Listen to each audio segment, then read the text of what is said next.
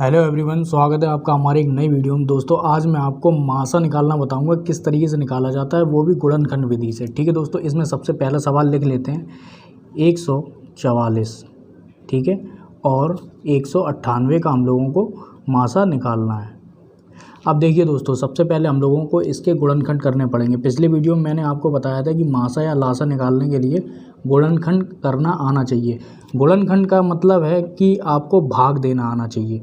ठीक है ना, तो भाग किस तरीके से दिया जाता है, तो आपको रफ पे ये एक भाग कर लेना है।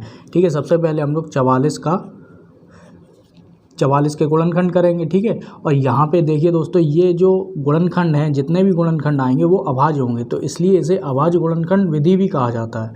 ठीक है, तो इसमें सबसे पहले हम लोग क्या करेंगे, 2 से भाग देंगे, क्योंकि यहाँ पे लास्ट में सम संख्या है तो हम लोग 2 से दे देंगे। ठीक है, 2 सत्ते 14 और 2 दूनी 4, फिर से 2 से देंगे, 2 तिया 6।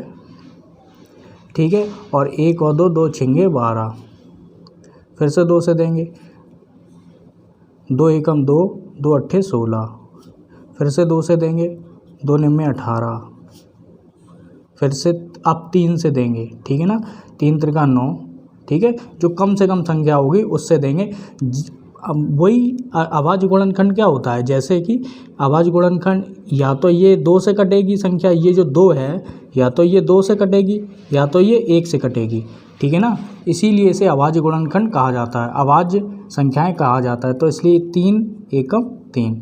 ठीक है, तो ये हम लोगों को गुणनखंड पता चल गए कि इसके 144 के। ठीक है, अब हम लोग इसी तरीके से 198 के पता कर लेंगे। 198 के क्या होंगे, 2 से देंगे, 2 निम्मे 18, 2 निम्मे 18। ठीक है, अब यहाँ से फिर से अब 2 से जाएगा नहीं, 3 से जाएगा, 3 त्रिका 9, 3 त्रिका 9।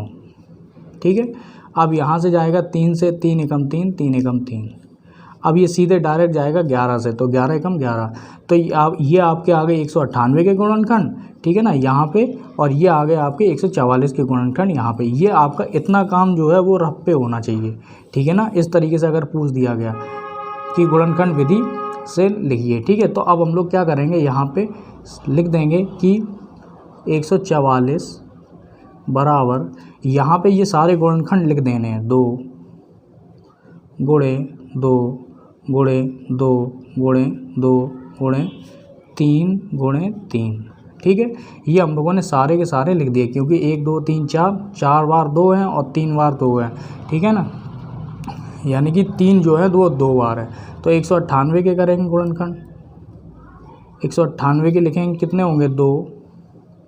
कोशिश करेंगे कि हम लोग जो ये बाद वाले जो गुणनखंड हम लोग लिखने वाले हैं वो संख्या के नीचे संख्या आनी चाहिए। ठीक है ना, तो जैसे मैंने ये 2 लिख दिया तो 2 के नीचे 2 लिख दिया।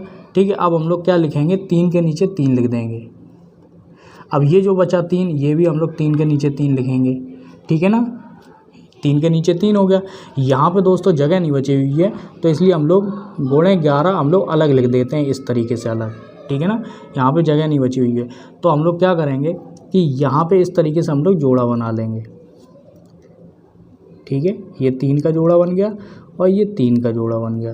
11 का जोड़ा है नहीं, यहाँ पे 2 का जोड़ा है नहीं, 2 का नहीं है, 2 का नहीं है। तो जितनी संख्याएं मिलेंगी, चाहे वो यहाँ पे कितनी भी संख्याएं क्यों ना हो, कितने भी गुणनखंड करने क्यों ना हो, बस वो संख्याएं सभी में होनी चाहिए। ठीक है ना, यहाँ पे भी 2 है, यहाँ पे भी 2 है, तो जो मिल रहा है ना उसका हम लोग क्या करेंगे, गुणा कर देंगे। ठीक है, तो मासा बराबर 2, ये वाला 2। ठीक है, एक ही बार लिखेंगे, 2 बार नहीं लिखेंगे।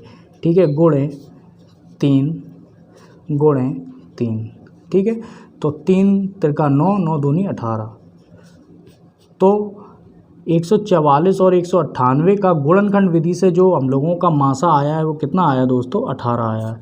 ठीक है दोस्तों, यही आपका पूरा आंसर होगा। पूरा वीडियो देखने के लिए आपका बहुत बहुत धन्यवाद।